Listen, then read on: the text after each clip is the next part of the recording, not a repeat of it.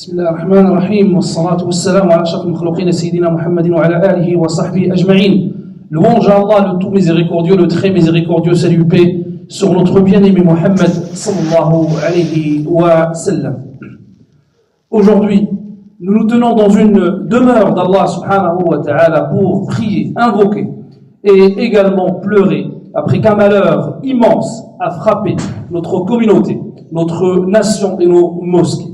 Nous avons perdu l'un des serviteurs d'une mosquée, un mu'adhin, c'est-à-dire qui fait l'appel à la prière, Abu Bakr Sissé, le Malien, qu'Allah subhanahu wa ta'ala lui fasse miséricorde, assassiné traîtreusement, injustement et agressivement, alors qu'il était dans la demeure d'Allah subhanahu wa ta'ala, au moment où il était en prosternation pour Allah subhanahu wa ta'ala, dans la demeure d'Allah subhanahu wa ta'ala, où il enseignait à son assaillant la prière et était également en service pour la demeure d'Allah. C'est un drame sans précédent dans l'histoire des mosquées en France, une épreuve qui secoue les cœurs. Mais c'est aussi un message de la part d'Allah subhanahu wa ta'ala pour nous pousser à redécouvrir notre religion, à protéger les demeures d'Allah et à réexaminer notre lien avec lui subhanahu wa ta'ala, à préserver la bénédiction de la sécurité et du vivre ensemble et de nous unir pour tout cela.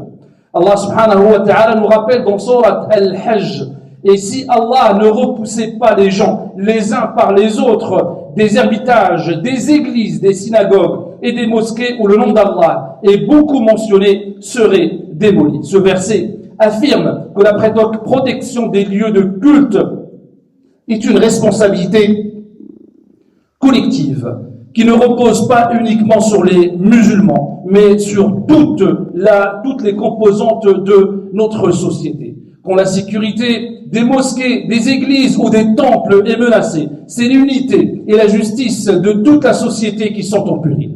Le prophète sallallahu alayhi wa sallam a concrètement appliqué cela lors de son arrivée à Médine. Il a conclu des pactes avec les juifs, les chrétiens et les polythéistes pour garantir leur liberté religieuse. Et il a dit, celui qui fait du tort à un non-musulman sous protection musulmane, c'est comme s'il m'avait fait du tort. En droit islamique, parmi les objectifs de notre religion, on trouve la préservation de la religion pour chaque être humain, la préservation de la vie et la préservation de la sécurité.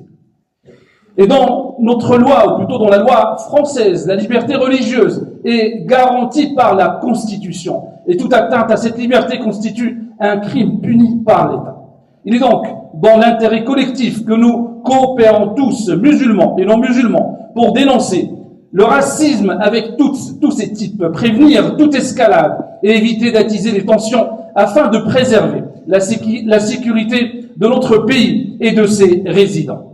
Nous rappelons ici le hadith du navire dans lequel le prophète sallallahu alayhi wa sallam nous rappelle l'exemple de ceux qui respectent les limites d'Allah et de ceux qui les transgressent est comme un groupe qui monte sur un bateau. Certains sont en haut, d'autres en bas. Ceux qui sont en bas, quand ils veulent de l'eau, ils doivent passer par les autres. Ils disent alors, et si nous faisions un trou dans notre partie, c'est-à-dire la partie basse du bateau, pour ne pas déranger ceux qui sont en haut.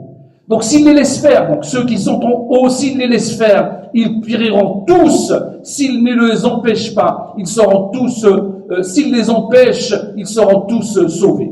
Ce hadith montre clairement que la responsabilité de protéger donc ce navire, c'est-à-dire notre société, est une responsabilité collective. Si nous négligeons la sécurité dans les mosquées, si la société ferme les yeux sur ces dangers, l'incendie consumera tout le navire, c'est-à-dire toute la société, musulmans et non musulmans. Nous avons besoin de coopérer tous ensemble, de vivre ensemble, de dialoguer ensemble avec sagesse et sans repli sur soi. Nous avons besoin de construire des ponts, pas de creuser des fossés, de réfléchir, pas de réagir par la colère ou la vengeance. Et nous devons également remercier Allah subhanahu wa ta'ala pour sa bénédiction et cette ni'ma, ce bienfait qui est la sécurité. Allah subhanahu wa ta'ala nous rappelle qu'ils adorent donc le Seigneur de cette maison, qui les a nourris contre la faim et les a sécurisés contre la peur. La sécurité est une bénédiction immense, sans prix. La perdre, c'est le début de l'effondrement de la société. Dans la biographie prophétique, lorsque le prophète sallallahu alayhi wa sallam a émigré, sa première action fut de bâtir la fraternité entre les immigrés et les ansar, c'est-à-dire les résidents, et de signer des traités avec les non-musulmans pour poser les bases de la sécurité et les bases du vivre ensemble. Bien sûr, lors de ces situations, nous devons également se rappeler, ou plutôt mettre en place des plans pratiques pour protéger les mosquées, les demeures d'Allah subhanahu wa ta'ala. D'abord, la première action, c'est de former des comités de sécurité dans chaque mosquée pour établir des plans d'urgence. Cela est primordial, c'est l'affaire de tous. Et bien sûr, nous ne faisons pas confiance à n'importe qui, aux inconnus. Donc soyons bien sûr vigilants à ce type de situation. Deuxièmement, installation des caméras de surveillance et des systèmes d'alarme, et surtout les maintenir, leur garantir donc cette maintenance pour bien sûr donc prévenir le bon fonctionnement. La troisième action, c'est d'organiser des rencontres avec les voisins, les associations et les autorités concernées par la sécurité de la ville et de l'État. Quatrièmement, éduquer les jeunes à la vigilance, à la prudence, à la prise de responsabilité et à éviter les réactions excessives. Cinquièmement, unifier les rangs, rejeter les divisions et coopérer pour l'intérêt général. Sixièmement, revendiquer nos droits par les voies légales et rien d'autre. Septièmement, organiser donc une soirée de recueillement. Et nous parlons ici de notre mosquée, de notre région, en hommage à notre frère Abu Bakr Cissé, tué sauvagement, comme nous l'avons cité ci-dessus. Ouverte à tous, afin que cet événement soit un message de paix et non de peur ou de repli. En conclusion de ce sermon, notre imam a imploré Allah subhanahu wa ta'ala pour tous les musulmans et particulièrement pour notre frère Abu Bakr, qu'Allah le comble de sa miséricorde. Walhamdulillahi rabbil alamin. الحمد لله رب العالمين. تقبل الله جمعتنا وغفر ذنوبنا وستر عيوبنا.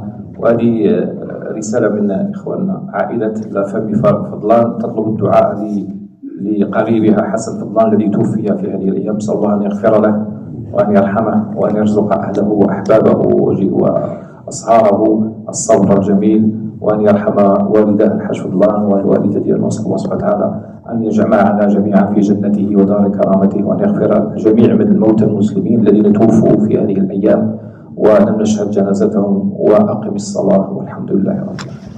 إن شاء الله سنصلي صلاة الغائب على